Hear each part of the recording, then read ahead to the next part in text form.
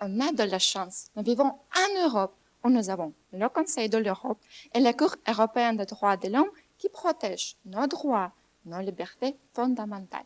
Par exemple, la liberté d'expression, le droit au mariage homosexuel, les droits des réfugiés.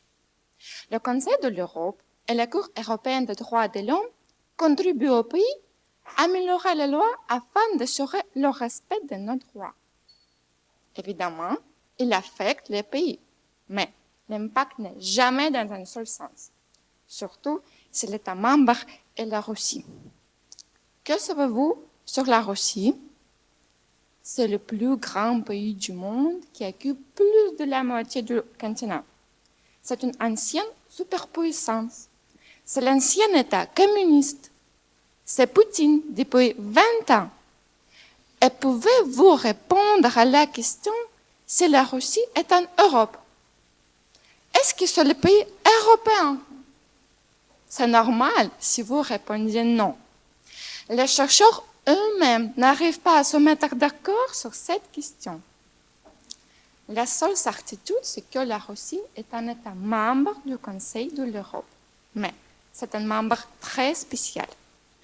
Outre le fait que la Russie est en tête du nombre de plaintes que la Cour reçoit, elle était en guerre avec d'autres pays membres du Conseil de l'Europe, Géorgie, Ukraine, et aussi, elle a annexé illégalement une partie du territoire de l'Ukraine, la Crimée.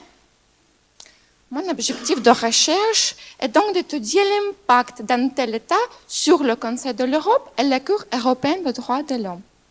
Qu'est-ce que l'appartenance de la Russie au Conseil de l'Europe et la Cour nous dit sur cette organisation et cette institution? Pour répondre, je cherche à montrer que toute l'évaluation serait due au fait que le système du Conseil de l'Europe et la Cour est imparfait et que la Russie en a profité. Ensuite, je démontre que de telles violations ont transformé et le Conseil de l'Europe et la Cour. Plus que cela, l'adhésion de la Russie a été une sorte de révolution pour le Conseil de l'Europe et la Cour européenne des droits de l'homme. Mais est-ce que cette révolution a engendré plus de bien que de mal?